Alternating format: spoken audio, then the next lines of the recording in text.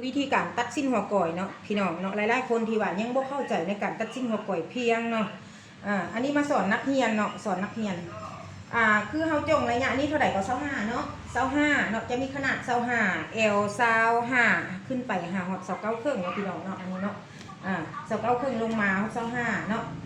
เฮาต่อตีนเรียบร้อยแล้วเฮาก็มาพับเพราะว่าเฮาอยากรู้ว่าป้ายเบื้องใดเนาะเฮาสิเต้นตามเฮาป้ายคือแม่แก้ว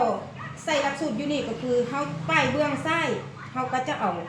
สิ้นลุดอยู่ทางลุ่มเนาะพี่น้องเนาะสิ้นตัวนี้ลุดอยู่ทางลุ่มเนาะตีนมันไปทางนั้นเนาะเวลาปูนะเราก็จะจง25บัดเวลาเรายิบแล้วเรียบร้อยดูมันจะอยู่เครื่องกลางงามพี่น้องเนาะงามเขาก็จะเฮ็ดแบบนี้แล้วเขาก็จะแต้มเนาะแต้มสเปคเข้ามาเนาะแต้มแล้วเขาหมายเป็นเก็บไว้แล้วเขาก็ไปเนาแล้วปุ๊บเนาะในการที่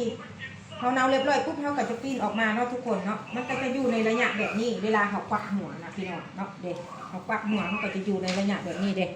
เขาก็จะแต้มแบบนี้ไปควักอันนี้คือการควักหัวสั้นทำอิฐเนาะตัวนี้สั้นทำอิฐเดี๋ยวเราจะควักหัวแบบนี้ทุกคนเนาะ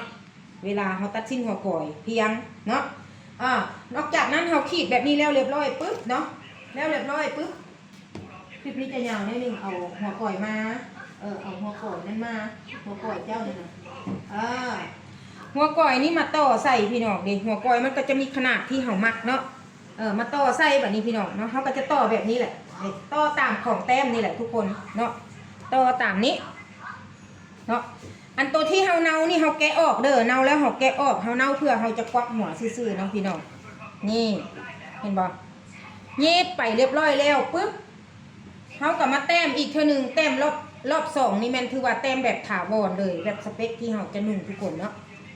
ถ้าผู้ใดยังบ่เข้าใจเนาะในการที่ว่าแม่แก้วอธิบายเนาะหรือว่าจะโทรหาแม่แก้วได้เด้อโทรหาทางเบอร์ WhatsApp หรือแชทหาทาง Facebook ได้เนาะแม่แก้วยินดีให้คำแนะนำเนาะทุกคนเนาะ